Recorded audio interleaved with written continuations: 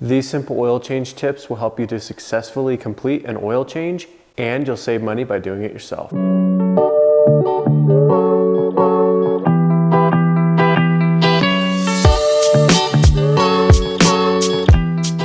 Welcome back to the channel, guys. Bubba's Fabrication here, where we motivate do-it-yourselfers to do it yourself. If you're interested in anything else that we've got going on, you can check us out on the social media links listed below.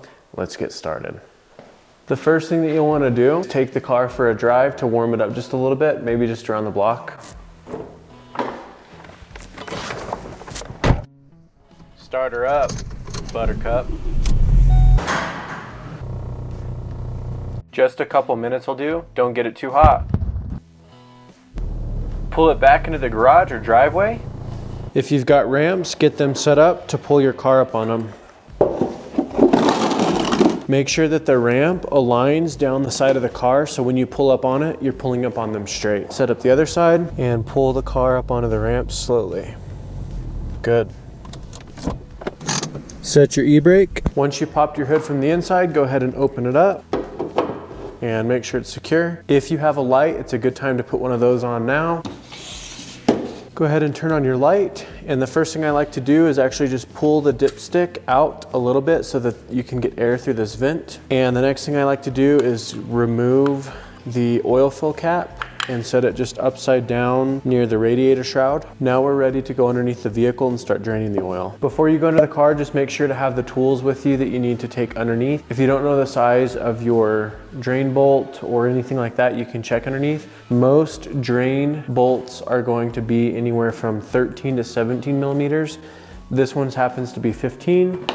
We're gonna take our oil filter wrench, a few rags, our light that we just had up here we took underneath, and also your drain pan. Make sure that it fits underneath your car. This is a larger drain pan, but always make sure that you take your plug out before you start draining your oil. You definitely don't want to forget that.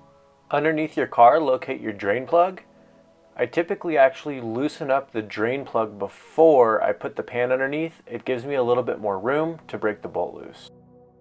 Now that the bolt is loose, typically you could screw it the rest of the way out by hand. I typically will put pressure on the back side of the bolt and push towards the pan as I screw it to make sure oil is not going to leak. When you get close to the end, up and out is how you take the drain plug out. Now let it drain until you no longer have a stream of oil, but just drops. Wipe off the surface and screw in your clean drain plug. Most likely you'll be able to do this by hand until you get to the very end. Just snug, not too tight. And a final wipe. Perfect. Now slide the drain pan under your oil filter. Now it's time to remove the oil filter. These pliers are a little bit large for this oil filter, but I'm going to grab it at an angle and go ahead and twist it off. This shouldn't be too tight. Once you've got it loose with your wrench, you can remove the rest by hand. Let the oil drain out into the pan and use your hand to remove it the rest of the way. And set the gasket side of the oil filter face down on your oil pan. With the oil filter removed, you can now see the mounting plate. There's a little bit of oil here, but you want to make sure that there's no gasket left on this. A good way to check that the gasket came off is to make sure that there's still a gasket on your old oil filter. You don't want to double these up. Next, you want to make sure that the spindle is tight. These can come out and it will cause problems when you screw the new one on. Next, take a rag and clean off the mounting plate really well. Perfect. So this is an AMSOIL filter.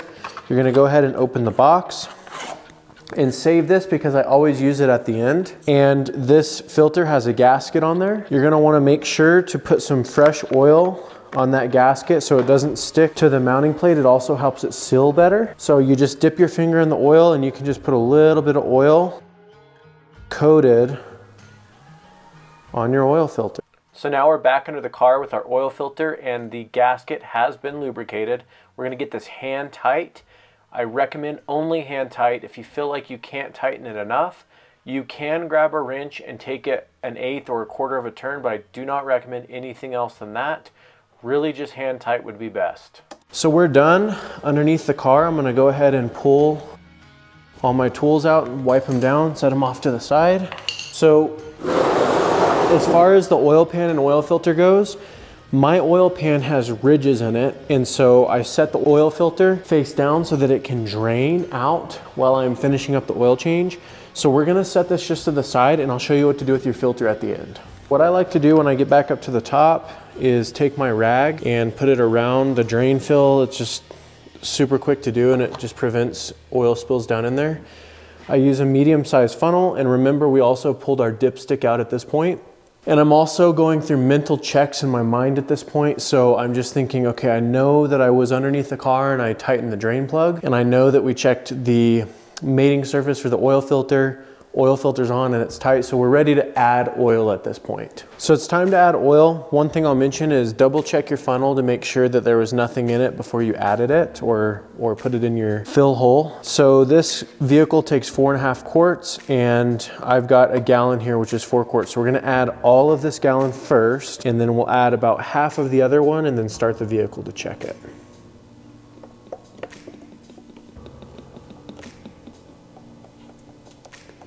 Many of these you can turn a certain direction and it will help to pour smoother so you're not getting it all over the place. This is 520, so it pours pretty nicely.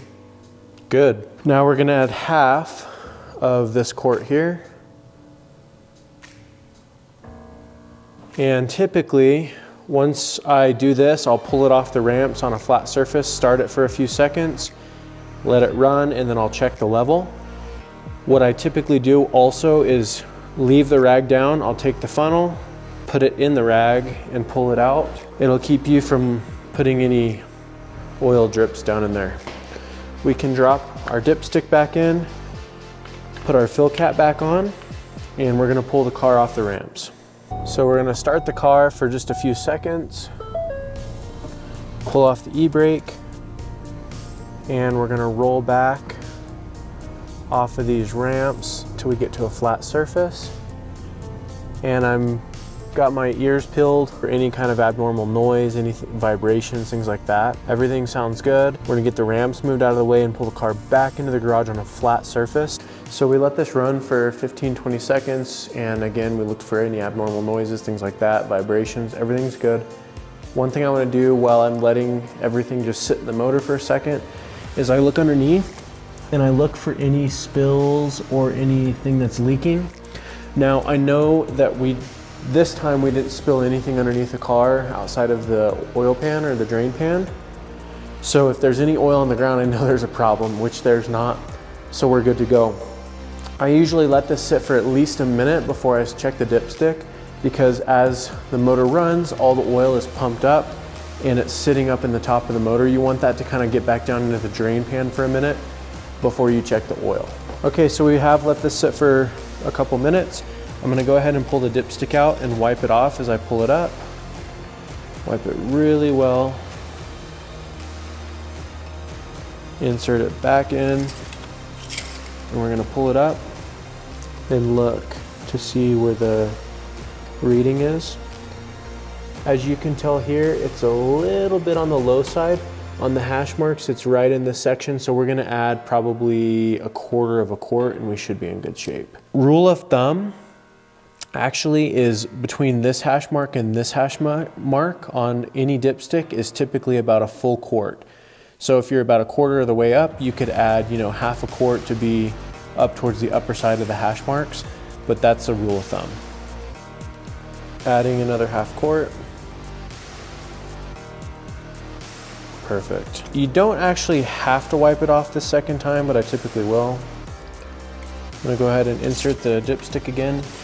One thing I'll mention is sometimes when you do a fresh oil change, it's really hard to see where the oil is on the dipstick. So you can use a rag to see and kind of leave it in the same spot that you left it, and you can tell now on the rag at what level the oil is. So we're right where we need to be. This is perfect. So cleaning up the oil filter, one of my favorite tricks that I use all of the time is I'll take the old box from the old oil filter and fill it with probably 2 paper towels on the bottom. And then I'll take another one, and I actually take the oil filter after it's been draining for a little while and put it in that box.